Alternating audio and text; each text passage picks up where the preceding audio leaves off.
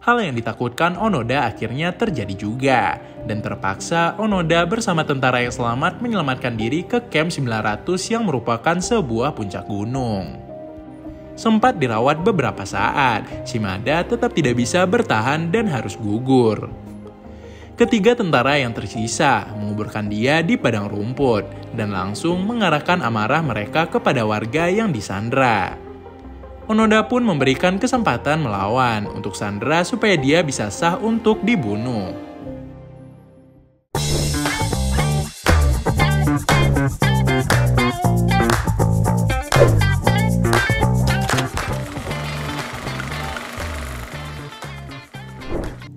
Untuk kedua kalinya, Akatsu berpisah dari Onoda dan Kozuka. Namun kali ini dia pamit secara baik-baik. Masih tidak jelas alasannya pergi, namun hal ini menyisakan kita dengan dua tentara yang makin tidak tahu arah. Sampai setidaknya, suatu hari ada yang datang menghampiri mereka berdua. Dari kejauhan, Kozuka dan Onoda mendengar saudaranya lewat pengeras suara dari kejauhan. Ia ingin Onoda untuk melakukan gencatan senjata, tapi Onoda menolak. Malam harinya, Onoda menghampiri asal suara saudaranya dan menemukan majalah dan juga radio.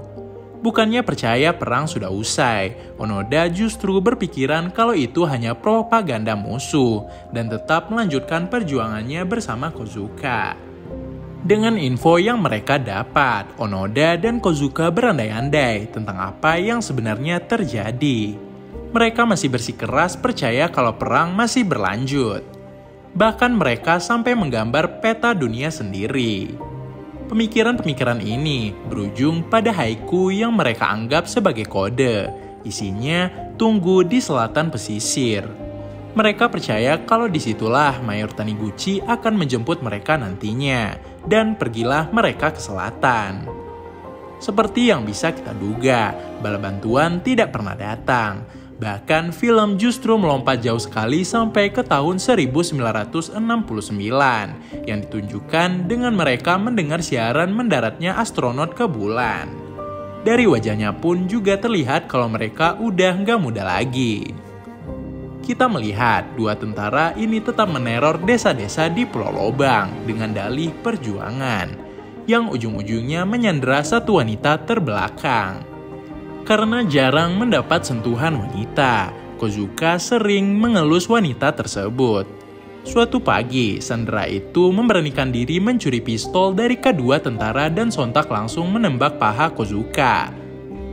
Onoda yang baru bangun tidak tinggal diam dan langsung menembak wanita berbaju merah itu. Memang mereka berdua ini sudah hilang akal. Selepas mengubur sang wanita, Onoda merawat luka Kozuka sampai sembuh dan bisa bergerak bebas. Kozuka yang makin malas untuk berdiam diri di dalam gubuk nekat untuk mencuci baju di sungai. Namun hal yang tidak diinginkan pun terjadi. Saat mencuci baju, Kozuka kehilangan senjatanya, sehingga membuat dirinya dan Onoda panik. Sepanjang sungai disusuri, namun senjata Kozuka tidak ketemu. Tidak lama setelahnya, Kozuka melihat aliran sungai yang berlawanan arah, dan ternyata senjatanya justru hanyut ke arah hulu. Mereka pun jadi lega meski tidak untuk waktu yang lama. Tiba-tiba, sebuah harpun menghunus dada Kozuka dan menariknya ke arah sekumpulan warga sekitar. Onoda langsung mengangkat senapan dan menembak mereka, meski meleset semua. Kozuka sempat bebas setelah memotong tali harpun, namun nyawanya tidak terselamatkan karena harpun lainnya sukses menusuk badannya. Karena merasa kalah jumlah, Onoda pun kabur dan gagal menyelamatkan kawan terakhirnya itu. Di titik ini, film berubah jadi jauh lebih galah. Onoda yang merupakan pejuang terakhir mulai mengingat masa lalunya di pesisir pantai bersama Kozuka dan mulai berandai apakah perjuangan yang dia lakukan ini ada artinya. Dengan kamuflase yang terbuat dari dedaunan, Onoda tetap membakar sawah dan melayat ke makam Shimada, sembari mengatakan kalau perjuangan rekan-rekannya itu tidak akan dia lupakan. Suara radio pun terdengar di telinga Onoda yang mengantarkan kita ke bagian awal film. Onoda dengan kamuflase dan senjatanya perlahan mendekati Suzuki sambil kebingungan. Suzuki sendiri juga merasa terancam. Meski begitu, dia memberanikan diri untuk mengatakan kenyataan pahit kepada Onoda bahwa perang telah usai sejak tahun 1945.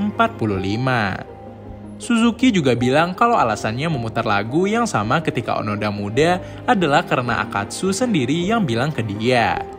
Hal ini berarti Akatsu berhasil pergi dari Pulau Lobang. Hal ini tidak membuat Onoda menurunkan rasa waspadanya dan tetap menodong senjata kepada Suzuki. Untuk mencairkan suasana, Suzuki pun menawarkan rokok dan minuman beralkohol kepada Onoda.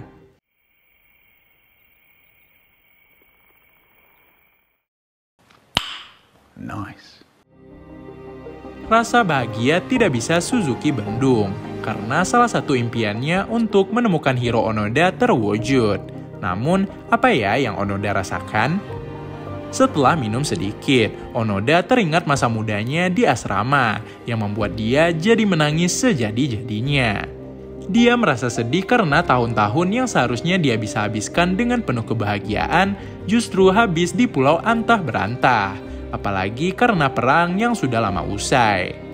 Setelah itu, Onoda diajak berfoto bareng Suzuki sebelum petualang tersebut meninggalkan Onoda ke Jepang.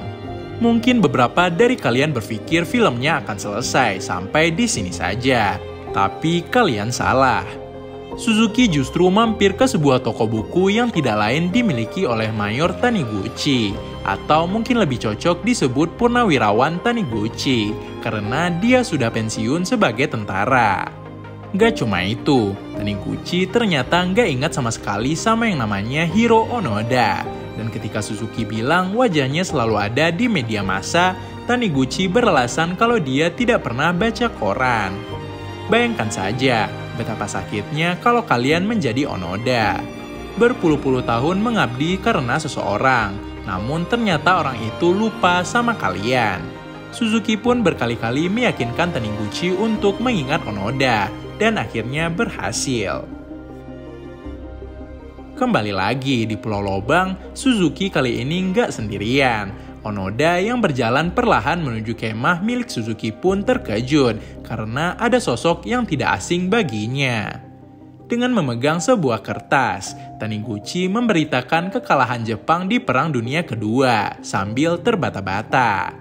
Tangis pun tidak bisa dia bendung karena emosi dan rasa penyesalannya yang meluap-luap.